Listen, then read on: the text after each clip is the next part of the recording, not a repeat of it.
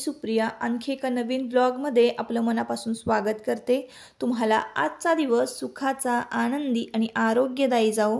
तुम्ही जी काही स्वप्न पाहिली असतील ती सगळी स्वप्न तुमची पूर्ण होत। त्याचबरोबर शुभ सकाळ सर्वांना। सकाळची वेळ आहे आणि नेहमीच सकाळी सकाळी आपल्या ब्लॉगला सुरुवात होत असते।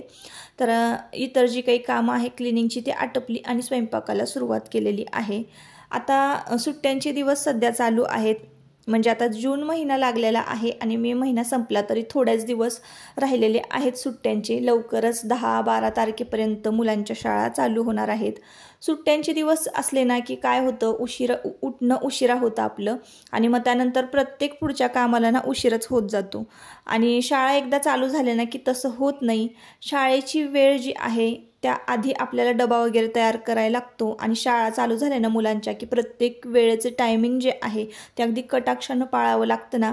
त्यामुळं लवकर उठणं होतं अगदी टाईम टू टाईम। आणि शाळेला सुट्टी असली ना की कसं होतं की जाऊ द्या आज सुट्टीच आहे आणि मग आज थोडं उशिरा उठलं तर काय हरकत नाही। पण हे डोक्यात नसतं की पुढची जी कामं आहेत आपले रेग्युलर जे आपण करतो ती तर आपल्याला काही चुकलेली नाही आहेत। तर त्यासाठी तरी लवकर उठावं हे लवकर डोक्यात येत नाही आणि मग उशिरा सगळी उठणं झालं की सगळी कामं उशिराच होतात। असो तर शाळा चालू झाल्या ना की एक चांगली गोष्ट घडते ती म्हणजे लवकर उठणं होतं। अगदी कटाक्षानं सगळी कामं जी आहेत ती म्हणजे केली जातात, पाळली जातात। वेळ जी आहे प्रत्येक गोष्टीची ती पाळली जाते। असो आता ना सकाळी सकाळी नाश्त्याला इकडं मी शेवया शिजत घातलेले आहे।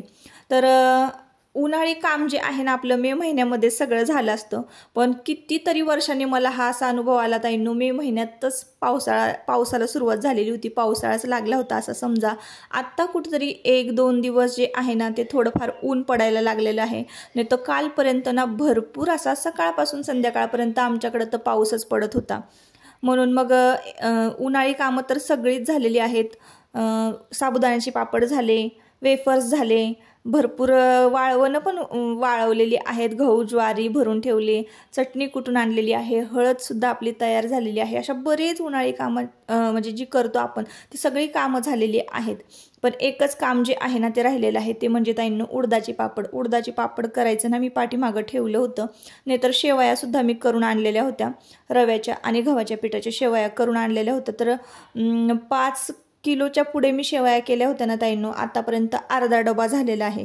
कारण नाश्त्याला काही नसलं ना की मग शेवयांवरच आमचा दिवस जो आहे तो निघतो। मग पोहे वगैरे, उपीट, शिरा असं कोणीही खात नाही। एकतर केला तर शेवया, नाहीतर चहा चपाती, नाहीतर मग इडली, डोसा, पास्ता असं काही ना काहीतरी होत असतं। त्याच्या रेसिपीजसुद्धा मी तुमच्याबरोबर शेअर करत असते।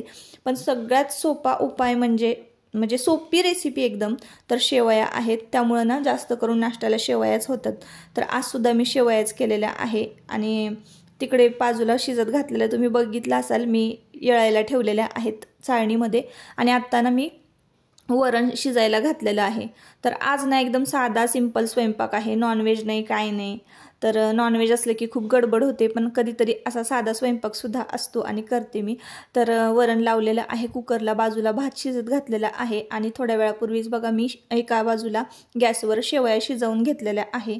तर त्या येळायला ठेवलेल्या आहेत। आता त्या घ्यायच्या आणि त्यावर मस्तपैकी साखर घालायची, दूध घालायचं आणि गरम गरम असा नाश्ता ना सगळ्यांना द्यायचं। तर सगळ्यांना घरामध्ये शेवया आवडतात, त्याच्यामुळे सगळेच आवडीने खातात आणि करणंही खूप सोपं आहे। तर असो एका ताईंनी ना मला प्रश्न विचारलेला होता की ओठांच्या खाली जे काळं होतं म्हणजे जी काळी स्किन होती आपली, ओठांच्या अवतीभोवती जी त्वचा आहे, जी जागा आहे ती काळी पडते, म्हणजे पिगमेंटेशन असेल कदाचित, काळा भाग होतो तो। तर त्यावर काय उपाय करायचा? तर काय होतं आता मी कृतीच म्हणजे करून दाखवणार होते।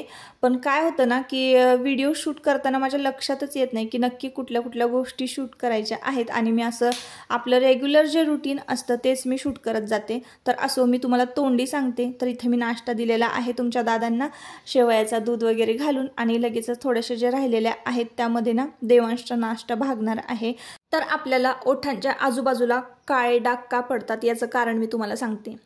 जेव्हा आपण झोपतो ना तर झोपण्याच्या वेळेला ना म्हणजे काही काही लोकांच्या तोंडातून कसं लाळ गळते, त्या लाळेमध्ये ना असे काही घटक असतात की जे आपल्या त्वचेला, ओठांच्या आजूबाजूची जी त्वचा आहे तर त्या त्वचेला ना हानी पोहोचवतात, म्हणजे काळे डाग वगैरे पडणं याचं ते एक कारण असू शकतं. आणि कोणाकोणाला आपण ब्रश करतो तर कोलगेटसुद्धा सूट होत नाही, त्याचं ते सुद्धा एक कारण असू शकतं की ओठांच्या आजूबाजूचा काळपटपणा जो आहे तो वाढणे. तर असं आहे. आणि उन्हामध्ये जर तुम्ही फिरत असाल तर तिथंच त्याच बाजूला जास्त पिगमेंटेशन होतं.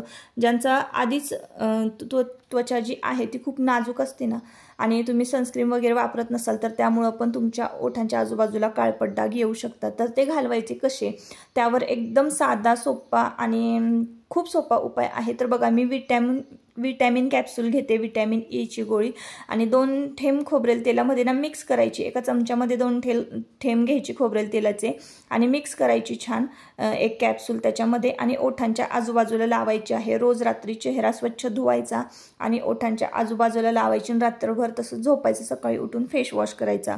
असं मी गेले 1 ते 2 महिने करत होते, तेव्हा कुठं मला थोडाफार रिझल्ट मिळालेला होता. आणि जर तुमचं भरपूर असेल पिगमेंटेशन तर तुम्ही डॉक्टरचा सल्ला घेतलेलाच बरा, पण तुम्हाला जर घरच्या घरी घालवायचं असेल तर हा एक बेस्ट उपाय आहे.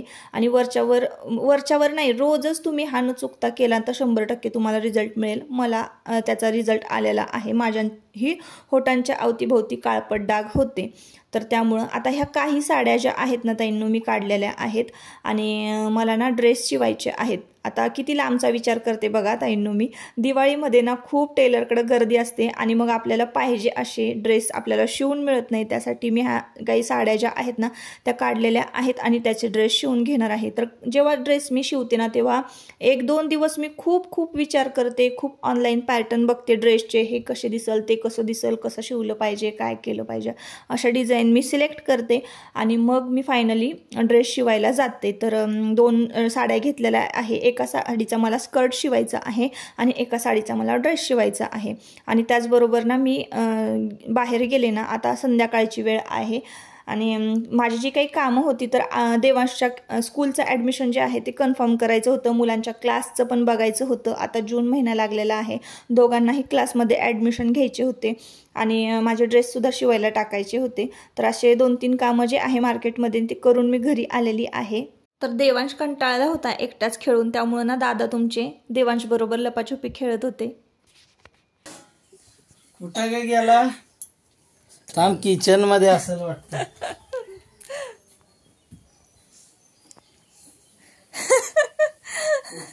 उषा का लावले तिथं अशा? नाही हलत ना उशी पण.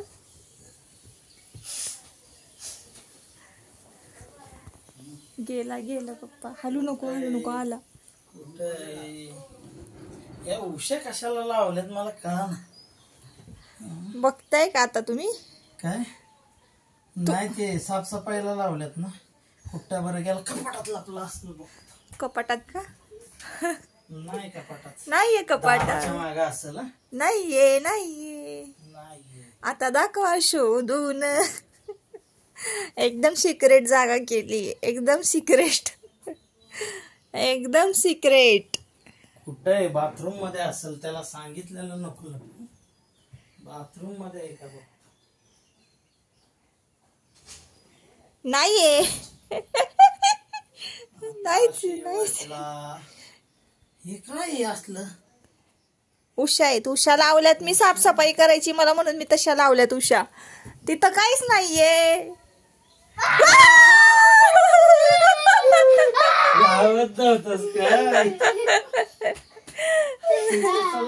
मला दिसलाच नाही. तू का नाही चप्पा केला? भाऊ करायचं ना.